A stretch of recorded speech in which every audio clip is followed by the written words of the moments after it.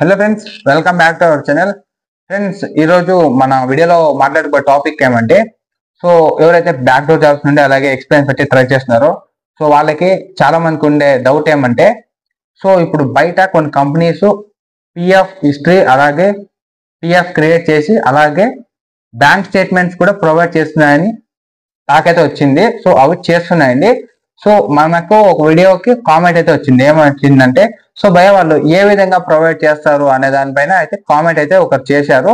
ఆ కామెంట్ తీసుకొని మీకు ఈ వీడియో అయితే నేను చేస్తున్నాను. నేను చూసిన కొన్ని ఇన్స్టిట్యూట్స్ కొన్ని కంపెనీస్ ఏ విధంగా చేస్తున్నాయంటే బయట, ఎలాగంటే ఇప్పుడు ఒక ఎగ్జిస్టింగ్ కంపెనీ అయితే ఉంటుంది.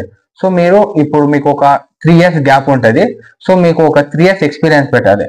మీరు ఒకవేళ ఇన్ కేస్ మీరు ఆ కంపెనీలకు వెళ్తే వాళ్ళు ఇప్పుడు బయట ఎలా ఇస్తున్నారంటే, ఆ 3 years కి మీకు ఎక్స్పీరియన్స్ అయితే ప్రొవైడ్ చేస్తారు. ఏ విధంగా ప్రొవైడ్ చేస్తారంటే ఎగ్జాంపుల్ మీకు చెప్తాను.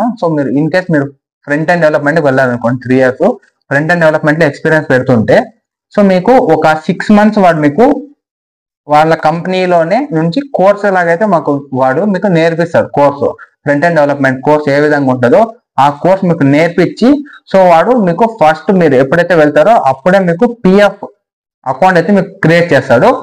క్రియేట్ చేసిన తర్వాత మంత్లీ మీకు వాడు బ్యాంక్ లోకి మీ అకౌంట్ తీసుకొని వాడు మంత్లీ మీకు క్రెడిట్ చేస్తాడు అమౌంట్ శాలరీ లాగా.